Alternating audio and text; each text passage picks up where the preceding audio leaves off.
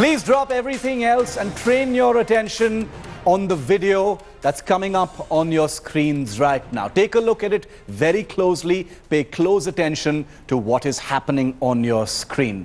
That is a CRPF Jawan in Budgam, Jammu and Kashmir.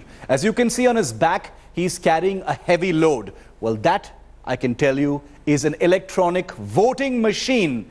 He is on election duty, a sacred duty in the Kashmir Valley to make sure the electoral process continues. But what does he face there? He's kicked, he's slapped, he's punched. That's how this angry local mob, probably paid for by locals, provoked this brave CRPF Jawan in Kashmir. As the men of honor, he and his other colleagues stood guard at those polling booths, risking their lives for democracy in Kashmir. But here's this display of valor that was faced by terrible and cowardly abuse and heckling by those men on the ground. Take a look.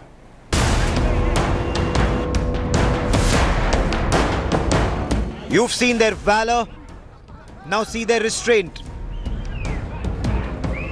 Slapped, kicked, heckled, punched, yet they march on without retaliating, standing on election duty to save democracy.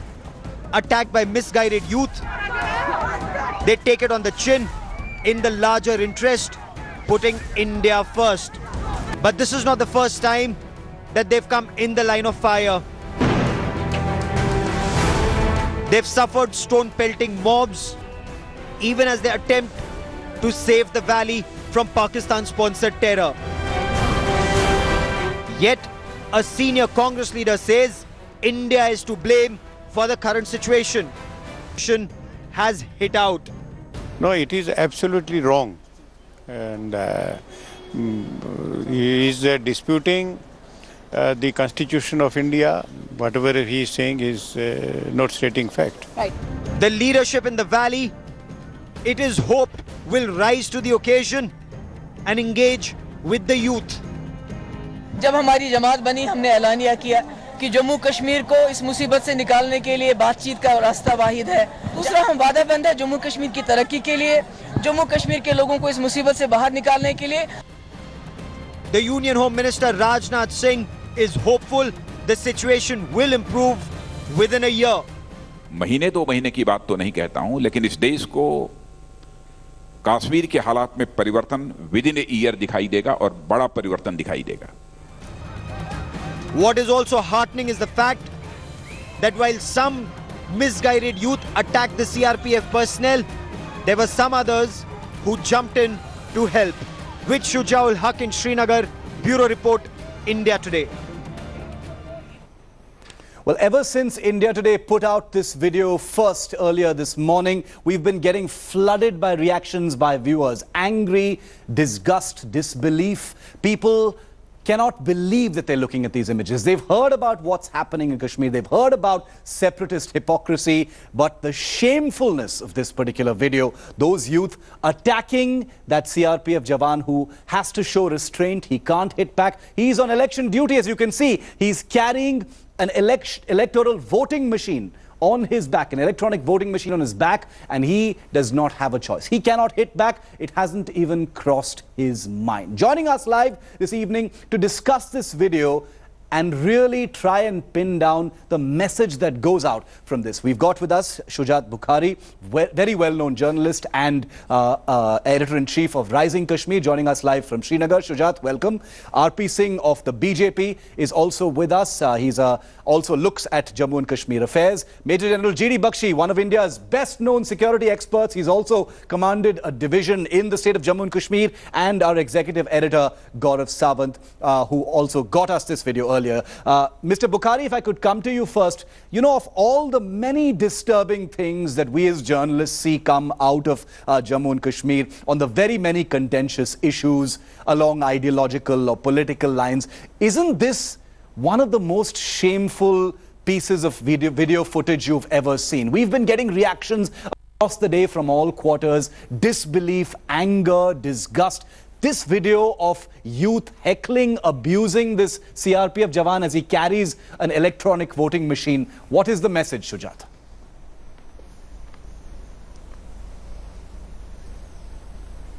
See, Shiv, I think as far as the video is concerned, nobody can dispute this. But at the same time, I think you showed both the sides.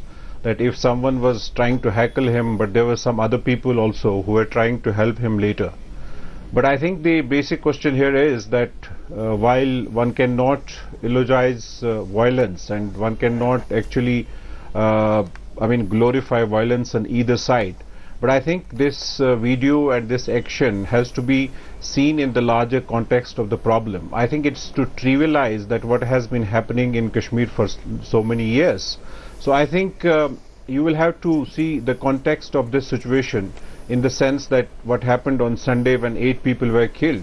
There was a lot of anger, there was a lot of frustration among the people, there was a lot of resistance. So I think, I don't think we should be seeing this video in isolation. Okay. And it is actually part of the larger complex problem which we are facing in Kashmir. General G.D. Bakshi, is that correct? Do you agree with that, that we need to see this video in the larger context and not in the context of the cowardice of persons, you know, either paid or threatened into trying to harm India, and the gallantry and restraint that has been shown by that CRPF Jawan, General Bakshi? Look, may I put this thing in perspective? I have served, operated in Jammu and Kashmir for almost a decade. Yes. And at the time when the terrorist situation was at its worst. But you see, the fact is, we were all wondering, the veterans, why have things come to this pass? And now I understand. If you tie your people hand and feet, your soldiers, and you reduce them to the butt of being kicked and abused like this. Look, this is an assault upon a public servant. He has got the right to private self-defense. And if he has now been put in a situation where he can't exercise it, yes, I'm sorry, I blame his seniors. This is not on. Can you do this in Delhi? Can you go and kick a policeman? Assault a public servant on duty? There are laws. Some rule of law in this land, man. The point is, we have let that rule of law just, fall aside in our over anxiousness to please a set of separatists like Sayyid Ali Shah Gilani and his cohorts and his paid henchmen. Shujat, you know, the appeasement of violence, the appeasement of separatists, especially those who pay people to pelt stones, who pay people to go out and do something like this, isn't that what has emboldened youth, who may not even be feeling this way, to actually go out and do stuff like this, Shujat?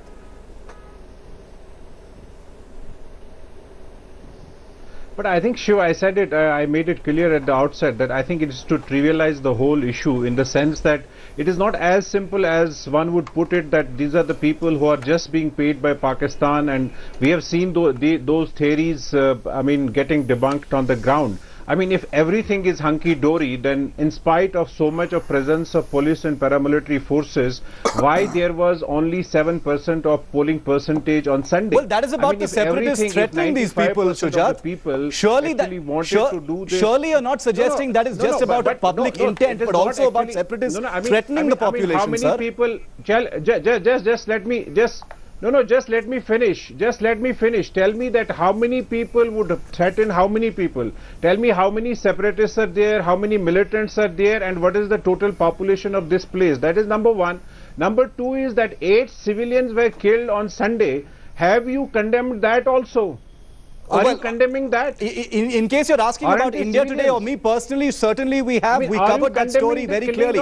So we show. No, I'm sorry. We show no hypocrisy in the coverage of what is happening in Kashmir. We have certainly condemned it. We have covered it as journalists as well.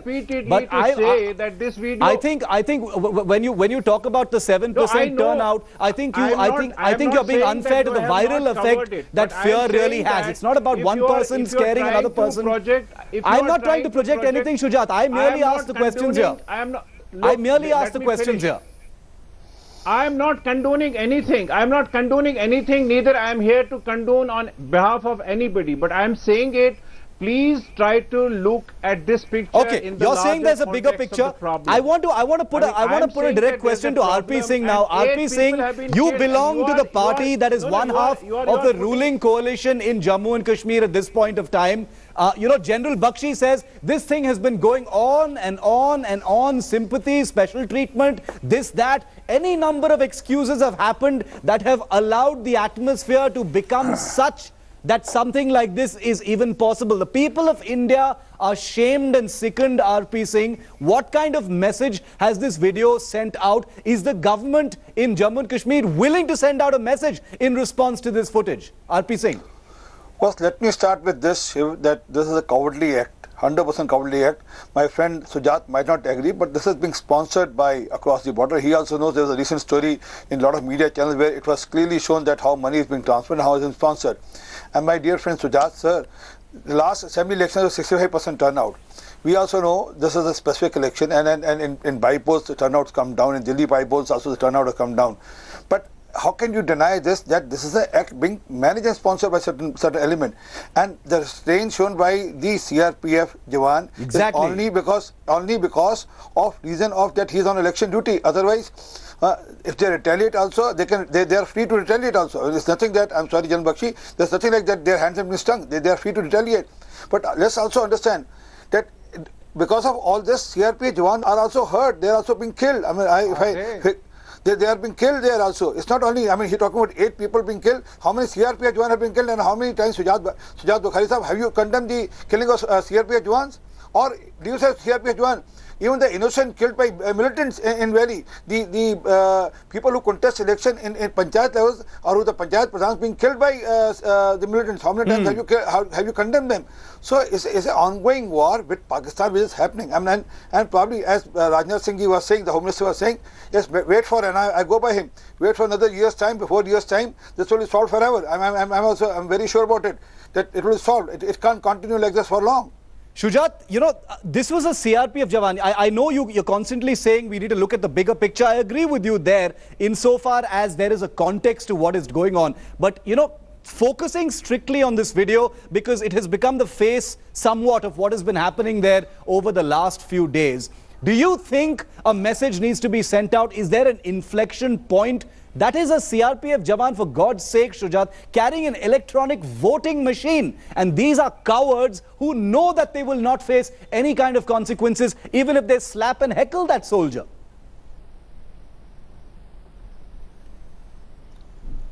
Shiv, this is a hazard. Actually, I must tell you that on that day, our team of reporters was also stoned in Chadura. I mean, it's a conflict situation. That's why I'm repeatedly saying that please don't see this in isolation. I mean, there's a larger problem. I mean, people have resisted. There was anger also. 8 civilians were killed on that particular day. I mean, I am saying, I am not condoning anything, I am repeating it, but I am saying that please try to see this in the larger context of the problem, what is happening on the ground. To the extent that your ruling party has actually virtually withdrawn from the election. I mean, what's the message which is being conveyed to the rest of the world, that the ruling party candidate demands the postponement of elections because the atmosphere is not conducive? That is in fact, yes. That is a legitimate question. That is a legitimate question, Shujat, and that is one of the reasons why I'm also saying, so if we're looking at the big context all the time as well, the magnitude of the situation. Certainly, the political context, the political and security context of what's going on in Kashmir is certainly important. But does that mean we blur the lines and lose focus on stories like this that are specific and tell specific angles to what is going on the ground in Kashmir? It's not as simple as just political chaos. There are hands in it. As RP Singh said, there is money flowing from across the border. There is a viral fear that has gripped the general population there as well. Gaurav, I want to bring you in because the other aspect, yes, Sujat. I think you should also look at the administrative failure in the state of Jammu and Kashmir. You are not looking at that aspect also, because nobody has been held accountable for the killing of civilians since 2008. That's why there is this sense of unaccountability. General Bakshi, quick comment, then I want to get in Gaurav also. If there would have been some kind of justice delivered on the ground, I think the situation might have changed. Can somebody else have a say? Yes. For God's sake, can I say my piece? Now the fact of the matter is, you know, Shiv, this is the example of caving into populist behavior, going for cheap popularity.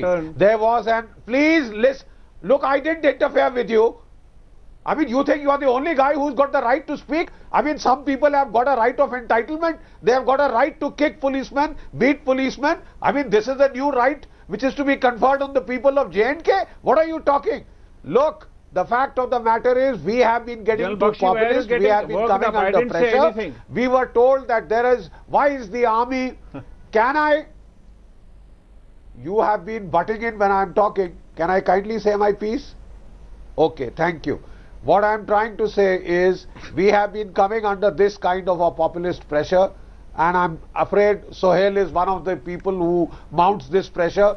Why are there such density of troops in South Kashmir? Why aren't they on the LC? They were taken out 2 to 3 years before from South Kashmir. You uncovered that area, and you've had Burhan Wanis, and then all the trouble has come in.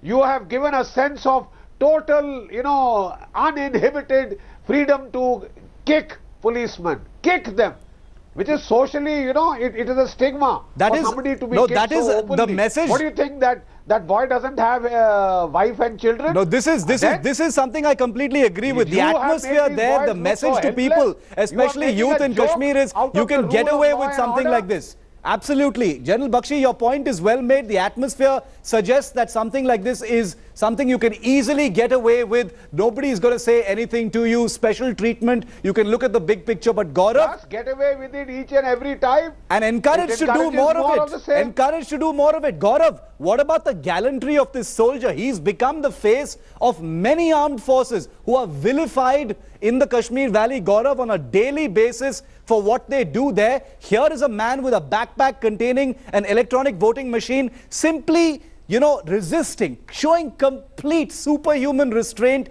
in the face of the most taxing situation, Gaurav. What does that tell the country and tell the separatists and tell the people there? Shift two important aspects here. One thing youth in Kashmir will have to learn: nothing justifies attacking security forces when they're on a democratically, in a process to protect democracy. They're there for a job. If you attack a security force personnel, it's completely unacceptable, and that is something, that's the message that needs to go. I completely agree. This is poor leadership on the part of CRPF. This is restraint, but this is restraint that is seen as weakness of the Central Reserve Police Force leadership. But that is also because everyone's ganged up on the security forces, the so-called liberals, the so-called, elite, who actually attack every time there is a situation. Look at the pellet guns. What are the conditions in which pellet guns are used? Pellet guns have a range. If the protesters stay beyond the range of the pellet guns, they will not get injured. Why do they get injured? Because they gang up and attack. It's a murderous stone pelting mob.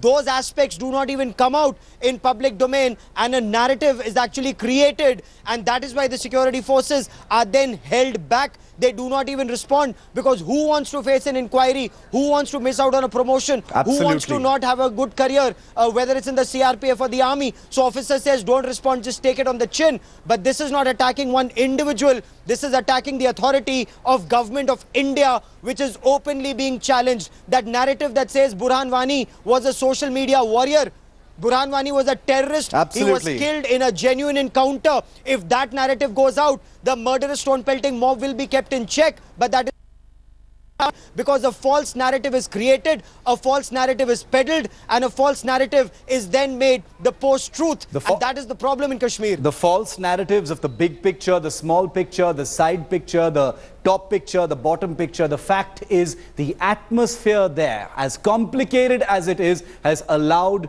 for our spotlight to linger on that story today. You can talk about the big picture all you want, and it is definitely important to any conversation on Kashmir. But it is that big picture that has allowed video footage of this kind to actually take place. Gallantry to displayed and cowardice of this kind to take place with impunity in Jammu and Kashmir. Shujat Bukhari, General G.D. Bakshi, R.P. Singh and Gaurav, appreciate you joining us. We asked the question today, what kind of punishment do people who actually attack soldiers on election duty deserve in that place? We've got a lot of reactions from some of our viewers today. I want to read out some of the tweets that we've got. Ever since I tweeted this video out earlier today, we've gotten a huge number of tweets. Call for says suspend civil liberties, impose president's rule and haul up stone pelters and put them in jail till they've been reformed.